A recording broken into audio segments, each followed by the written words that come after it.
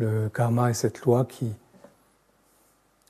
pousse toujours l'esprit vers une perfection manifestée plus grande, vers une perfection créatrice de plus en plus grande.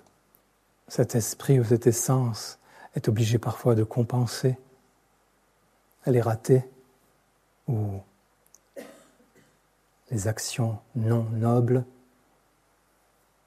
ou les pensées ou les émotions cultivées, manifestées, qui ne sont pas de qualité noble, qui ne sont pas de la qualité de l'évolution. L'évolution est un processus d'amour et de création continuelle. Et en même temps, cette loi fait en sorte que,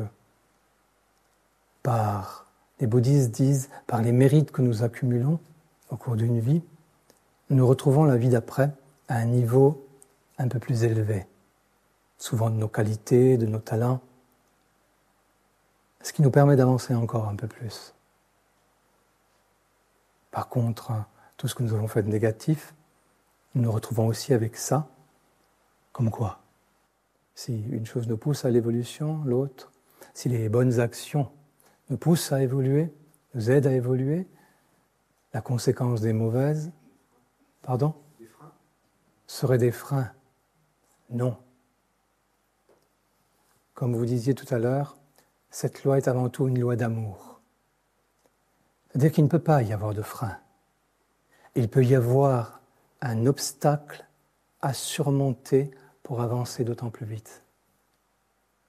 Ça signifie que ce que nous faisons de négatif nous revient non pas comme une punition, comme certains l'imaginent, ceux qui aiment bien punir les autres. Ils ont aussi la mentalité d'imaginer la punition pour eux-mêmes et pour tout le monde.